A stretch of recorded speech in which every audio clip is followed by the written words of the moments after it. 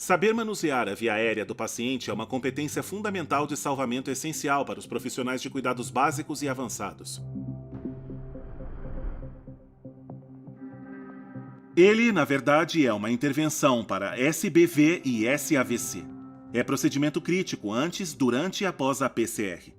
O método ideal de manuseio da via aérea varia de acordo com a experiência do profissional, treinamento, escopo de atuação, protocolos do SME ou sistema de saúde e estado clínico do paciente. Nós revisaremos a ventilação efetiva com bolsa-máscara usando as técnicas com 1 e 2 socorristas. Revisaremos os passos para atendimento a uma parada respiratória e o uso recomendado da capnografia com forma de onda para monitorar e confirmar a posição de vias aéreas avançadas. Antes de falarmos sobre as habilidades de manuseio da via aérea, vejamos a frequência de ventilação recomendada para PCR. Para pacientes com PCR, administre 2 ventilações com bolsa-máscara a cada 30 compressões torácicas. Depois de inserir uma via aérea avançada, os profissionais devem administrar ventilações assíncronas, uma a cada 6 segundos.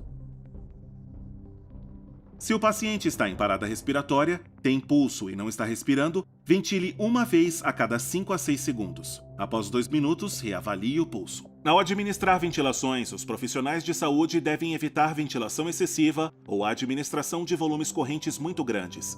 Além de poder causar distensão gástrica e aspiração de conteúdo gástrico, a ventilação excessiva aumenta a pressão intratorácica e diminui o retorno venoso ao coração, reduzindo assim o débito cardíaco e a chance de sobrevivência do paciente. Os volumes correntes devem ser de cerca de 500 a 600 ml, suficientes para elevar o tórax. Isso é metade da compressão da bolsa de ventilação para adulto.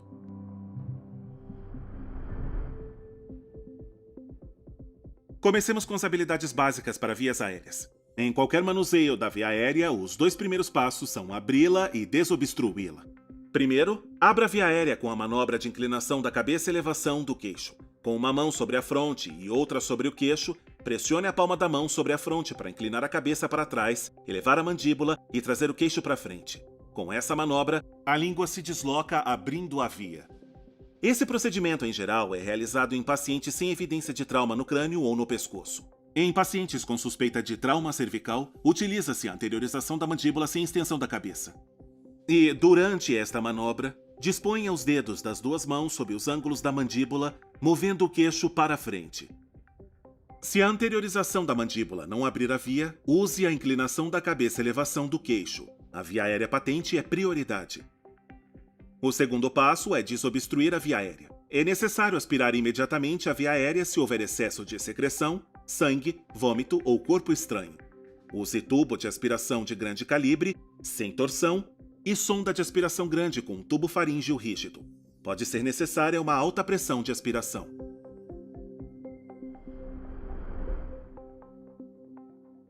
Assim que a via aérea estiver aberta e desobstruída, você pode usar um equipamento adjunto para manter a via aérea patente. Existem 2 tipos de equipamentos adjuntos da via aérea: cânula orofaríngea ou OF e cânula nasofaríngea ou NF.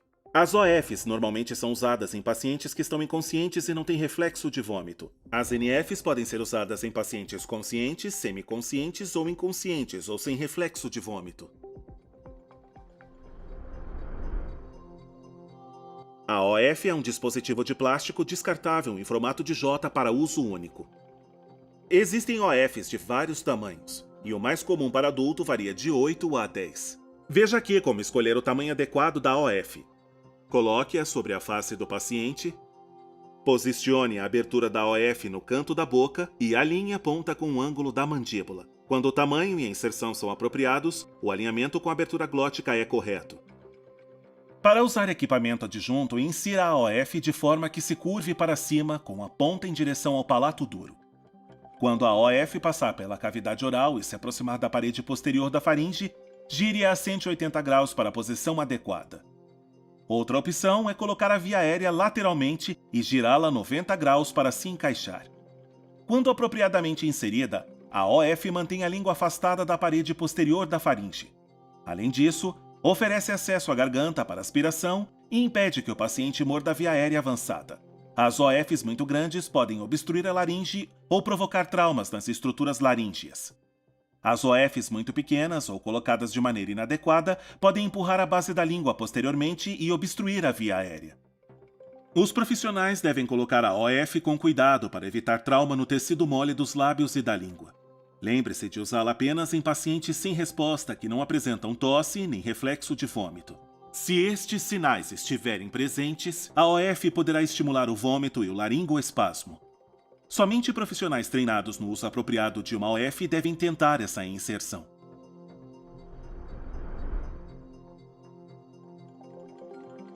A NF é um tubo macio, encurvado e vazado que pode ser inserido na narina para facilitar a ventilação e a aspiração. Diferentemente das vias aéreas orais, as NFs podem ser usadas em pacientes conscientes, semiconscientes, inconscientes ou sem reflexo de vômito. Para escolher o tamanho correto, observe se o comprimento da NF corresponde à distância entre a asa do nariz e o lóbulo da orelha do paciente. Antes de inserir uma NF, lubrifique a via aérea com lubrificante solúvel em água ou gel anestésico.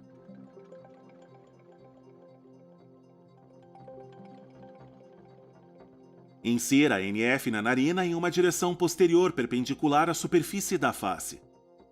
Usando pressão moderada e um movimento espiral suave, empurre o dispositivo na narina. Quando inserida corretamente, a NF atravessa a cavidade nasal e alcança a faringe, oferecendo uma via direta para ventilação e aspiração. Se encontrar resistência durante a inserção, puxe suavemente a NF em torno de 1 cm e gire-a devagar para reinseri-la. Se continuar encontrando resistência, remova completamente a via aérea. Você pode tentar inseri-la na outra narina.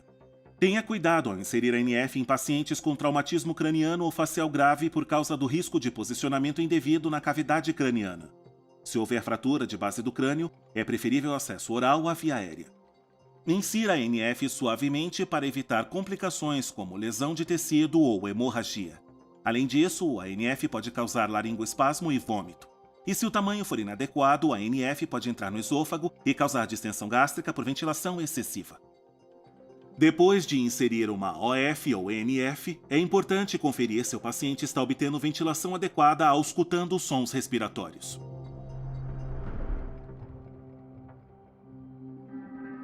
Na ressuscitação, a ventilação do paciente em geral é feita com o dispositivo bolsa-válvula-máscara. Primeiro, vejamos o dispositivo em si. O dispositivo bolsa-válvula-máscara compreende uma bolsa autoinsuflável ou insuflável por fluxo anexada a uma máscara facial clara em forma de cone que cobre o nariz e a boca do paciente. A borda da máscara tem reforço inflável que possibilita uma vedação adequada em torno do nariz e da boca quando o socorrista pressiona e eleva ao queixo. Agora, vejamos como usar o dispositivo bolsa-válvula-máscara. Primeiro, posicione-se diretamente acima da cabeça. Posicione a OF sobre a face do paciente. Na ventilação com bolsa-máscara, é necessário primeiro inclinar a cabeça do paciente e pressionar a máscara contra a face para que esta se encaixe no queixo. A melhor maneira de fazer isso é formar um C com os dedos indicador e polegar na parte superior da máscara na ponte do nariz. Esse movimento fixa firmemente a máscara à face. Além disso, os 3 dedos restantes formam um E e são usados para elevar o queixo e abrir a via aérea. Ao selar adequadamente a máscara à face do paciente, mantendo o queixo elevado para abrir a via aérea, deve-se então pressionar a bolsa por 1 segundo para administrar uma ventilação. Em pacientes com circulação espontânea que necessitam de suporte ventilatório, a frequência das ventilações de resgate deve ser uma ventilação a cada 5 a 6 segundos. Uma boa ventilação resulta na elevação visível do tórax. A técnica mais eficaz para administrar ventilações com bolsa-válvula-máscara é a de 2 pessoas. O primeiro socorrista concentra-se em manter a via aérea aberta e a máscara fixa, enquanto o segundo administra a ventilação com a bolsa. O primeiro usa ambas as mãos para selar a máscara à face e elevar o queixo do paciente. O polegar e o indicador formam um C, firmando hermeticamente a máscara contra a face. E os outros 3 dedos formam um E, elevando ambos os lados do queixo contra a máscara. O segundo socorrista comprime a bolsa o suficiente para provocar a elevação visível do tórax. Durante o procedimento, quer haja 2 socorristas na ventilação ou apenas um socorrista, tome cuidado para não pressionar a máscara com muita força, porque isso pode empurrar a mandíbula do paciente para baixo e obstruir a via aérea.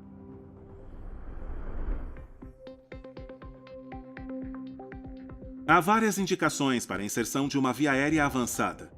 dificuldade para administrar ventilação eficaz com bolsa-máscara, pacientes com comprometimento real ou provável das vias aéreas, em particular quando há demora no transporte, ou necessidade de isolar a via aérea. Com cuidadosa atenção, os profissionais treinados podem usar a via aérea avançada para administrar uma ventilação tão eficaz quanto com a bolsa-máscara. Os dispositivos de via aérea avançada oferecem várias vantagens, como isolamento da via aérea e redução do risco de aspiração e distensão gástrica. Depois de inserir uma via aérea avançada durante a RCP, os profissionais devem administrar uma ventilação a cada 6 segundos sem interromper as compressões. Infelizmente, a inserção de alguns dispositivos de via aérea avançada, como um tubo endotraqueal, pode exigir interrupções de mais de 10 segundos nas compressões. Essas interrupções podem reduzir a probabilidade de sobrevivência em pacientes com PCR por FV. Também se deve ressaltar que, não havendo evidência de que as medidas com via aérea avançada melhoram a probabilidade de sobrevivência de PCR dentro e fora dos hospitais, os profissionais devem ponderar sobre todos esses fatores antes de uma intervenção. Existem outros dispositivos de via aérea avançada que os profissionais em geral podem inserir sem interromper as compressões.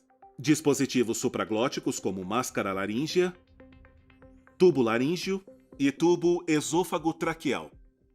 Os profissionais de saúde que utilizam vias aéreas avançadas em seu escopo de atuação precisam treinar sempre para manter suas habilidades. A AHA recomenda que você se familiarize com uma variedade de dispositivos, mas domine o método principal de manuseio da via aérea avançada. Se não conseguir instalar uma via aérea avançada, continue a ventilação com bolsa-válvula-máscara.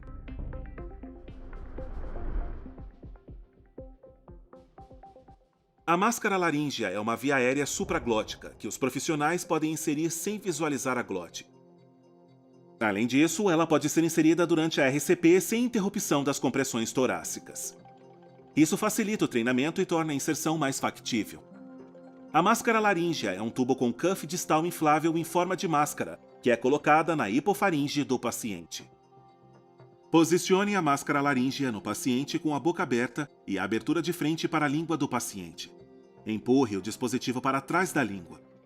Com um movimento suave, use o dedo indicador para pressionar a máscara laríngea contra o palato e conduzi-la para baixo.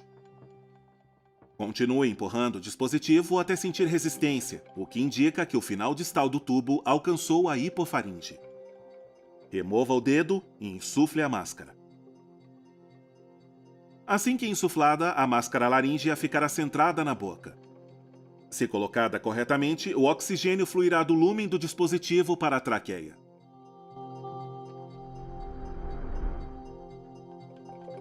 O tubo laríngeo é um dispositivo supraglótico que pode ser inserido em um paciente inconsciente. Os profissionais podem inseri-lo durante a RCP sem interromper as compressões torácicas. Além disso, você pode inseri-lo sem visualizar a glote. O tubo laríngeo é um dispositivo com um único lúmen e 2 cuffs insuflados por meio de uma única via. A ponta distal do tubo é curva e chanfrada para deslizar facilmente quando o esôfago superior estiver contraído. Esse formato também reduz a probabilidade de inserção traqueal. Quando o tubo entrar no esôfago, você sentirá resistência. Insufle os manguitos com uma única seringa.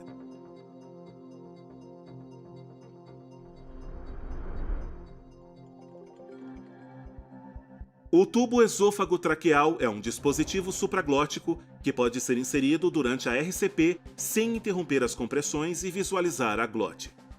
Esse tubo tem 2 lúmens permanentemente unidos. Cada tubo pode ser usado para fornecer oxigenação e ventilação, dependendo de como ele for inserido. Tubo azul mais longo, marcado com o número 1, fornece ventilação por meio de 8 pequenas aberturas laterais na seção faríngea. O tubo claro mais curto, marcado com o número 2, fornece ventilação diretamente do lúmen até o final do tubo. Assim que o tubo for posicionado, use a seringa azul grande para insuflar o cuff faríngeo através da via 1. Depois, use a seringa menor para insuflar o cuff distal através da via 2. A ponta distal do dispositivo repousará no esôfago ou na traqueia. Se o tubo estiver no esôfago, o que ocorre com maior frequência, o cuff bloqueará a entrada e saída de ar do esôfago, e a ventilação ocorrerá pelo lúmen 1 e pelas aberturas laterais menores em direção à traqueia. Entretanto, se a ponta do tubo estiver na traqueia, o socorrista poderá usar o lumen 2 para administrar a ventilação pela traqueia. Mas cuidado! É fundamental confirmar o posicionamento correto do tubo esôfago-traqueal porque, se a ventilação for administrada pelo lumen incorreto, impedirá a oxigenação e ventilação e então resultará em hipóxia grave. A administração incorreta de ventilação para o esôfago também produzirá distensão gástrica e complicará a ventilação.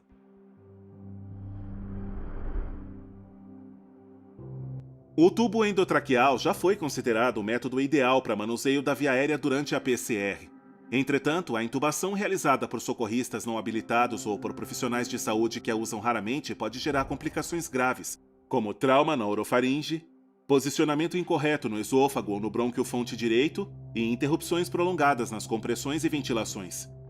Não obstante os riscos da intubação em mãos inexperientes, há vários benefícios na intubação endotraqueal.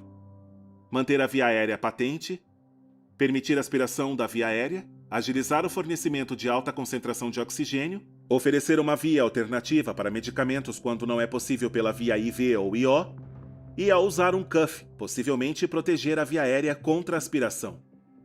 O tubo endotraqueal consiste em um único lumen claro e um único cuff. Para inserir o tubo endotraqueal, posicione a cabeça do paciente na posição olfativa ou neutra. Insira a lâmina de laringoscópio na boca do paciente. Eleve o laringoscópio verticalmente para frente para expor as cordas vocais e a abertura glótica.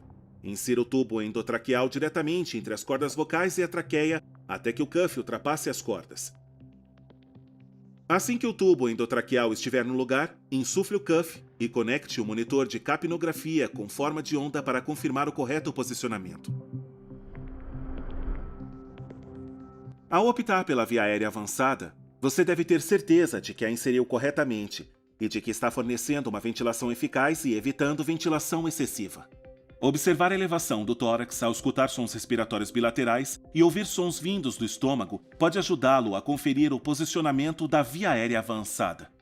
Além dessas avaliações clínicas, há vários dispositivos que podem ajudá-lo a determinar se a via aérea foi inserida corretamente.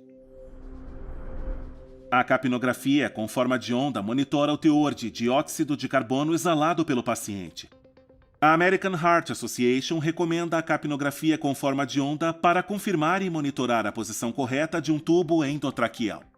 A capnografia enquanto método para a confirmação do posicionamento adequado de vias aéreas supraglóticas ainda não foi corroborada por estudos científicos. Entretanto, a ventilação eficaz por meio desses dispositivos de via aérea produz uma forma de onda capnográfica.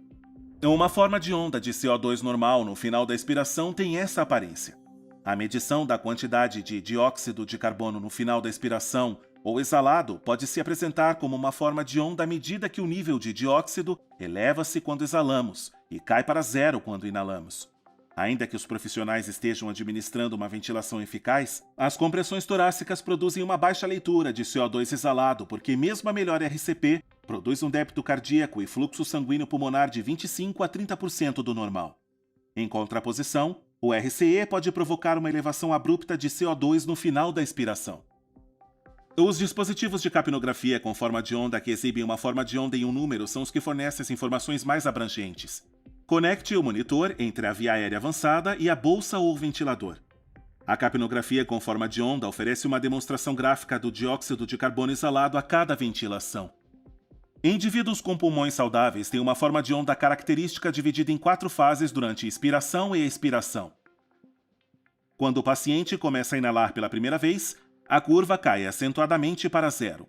Enquanto o paciente continua inalando, a leitura no monitor permanece em zero. Quando ele exala pela primeira vez, a porção inicial do ar exalado consiste do ar presente no espaço morto do tubo respiratório e também na traqueia. Quando o ar dos alvéolos começa a fluir, os níveis de dióxido de carbono aumentam. E isso é ilustrado como uma deflexão ascendente no início da curva de CO2 exalado. Ao longo da exalação, o dióxido de carbono continua saindo dos pulmões até o início da inspiração seguinte. O valor mais alto na curva é chamado de CO2 do final da expiração. Em pacientes com perfusão normal, uma leitura de CO2 no final da expiração com menos de 35 mm de mercúrio indica hiperventilação.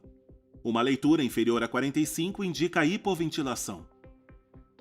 Em paciente com circulação adequada, Os principais usos da capnografia são colocação e monitoramento de via aérea avançada e controle de suporte à ventilação. Em pacientes com PCR, a capnografia com forma de onda evidencia a eficácia das compressões durante a RCP, e um acentuado aumento no CO2 no final da expiração indica o retorno da circulação espontânea.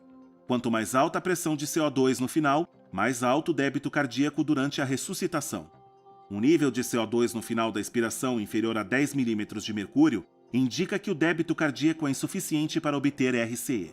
Se a leitura de CO2 for baixa durante a ressuscitação, a equipe deve otimizar a qualidade da RCP minimizando a interrupção nas compressões, comprimindo no mínimo a uma profundidade de 5 centímetros e velocidade de 100, mas não superior a 120 por minuto, possibilitando o retorno total do tórax e evitando ventilação excessiva. Mudanças repentinas na forma de onda devem ser motivo para uma reavaliação imediata do paciente. Quando a forma de onda eleva-se de repente durante a ressuscitação, isso pode indicar RCE.